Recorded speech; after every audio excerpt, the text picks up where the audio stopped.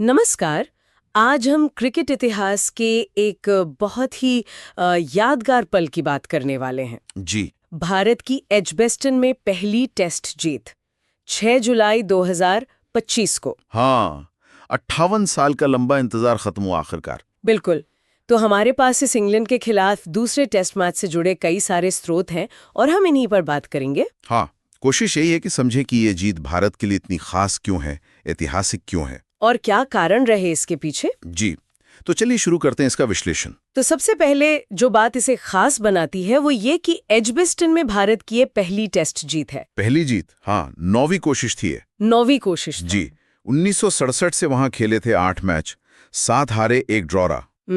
तो वो मैदान हमेशा से मुश्किल रहा है भारत के लिए, स्विंग सीम। हाँ, परिस्थितियां हमेशा चुनौतीपूर्ण रही हैं। बिल्कुल।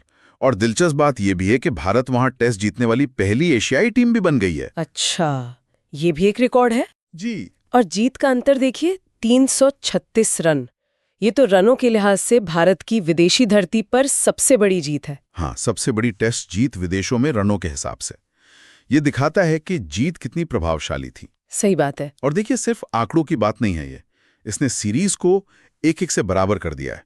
5 मैचों की सीरीज है ना। हाँ, सीरीज के लिहाज से भी ये बहुत अहम हो गया। अब मुकाबला एकदम खुला हुआ है, रोमांच बढ़ गया है। प्रदर्शन की बात करें तो शुभमन गिल का नाम तो जाहिर है सबसे ऊपर है। बिल्कुल। पहली पारी में 269, दूसरी में 161 रन, मतलब मैच में कुल 430 रन। कमाल का प्रदर्शन, एक रिकॉर्ड ही है ये अपने आप में। लेकिन क्या सिर्फ गिल की वजह से जीते?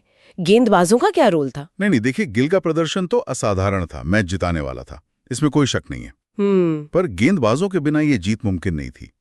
पहली पारी में ठीक है, भारत ने 587 बनाए गिल के 269 की बदौलत। जी। लेकिन इंग्लैंड को 407 पर रोकना, उसमें मोहम्मद सिराज के वो 6 विकेट बहुत जरूरी थे। हाँ, वो स्पेल बड़ा अहम था। उसने इंग्लैंड को बड़ी बढ़त लेने से रोका। बिल्कुल, दबाव बनाया। और फिर दूसरी पारी में आकाशदीप। हाँ, आकाशदीप, जब भारत ने 427 पर 6 विकेट पर पारी घोषित की, इंग्लैंड को लक्ष्य मिला 608 रनों का। बहुत बड़ा लक्ष्य। बहुत बड़ा। और तब आकाशदीप ने कमाल किया। मैच में कुल 10 विकेट उनके नाम। 10 विकेट? जी। और दूसरी पारी के 6 विकेट तो खास तौर पर निर्णायक थे। उन्होंने इंग्लैंड की बैटिंग लाइनअप को बिखेर दिया। तो मतलब ये बल्लेबाजी और गेंदबाजी का एक बेहतरीन तालमेल था। बिल्कुल सही, एक टीम एफर्ट था। और रणनीति 427-6 पर पारी घोषित करना, ये फैसला कैसा था? देखिए, वो एक बहुत ही सकारात्मक और आक्रामक रणनीति थी। इंग्लैंड पर एक पहाड़ जैसा लक्ष्य रख दिया, मनोवैज्ञानिक दबाव भी बना। हाँ, इतने बड़े स्कोर का दबाव तो होता ही है। बिल्कुल। और भारत के पास उन्हें आउट करने के लिए काफी समय और रन थे। गेंदबाजों ने, खासकर आकाशदीप ने, उसका पूरा फायदा उठाया। तो कुल मिलाकर इस जीत ने सिर्फ एजबेस्टन का वो लंबा इंतजार ही खत्म नहीं किया। नहीं, उससे कहीं ज्यादा।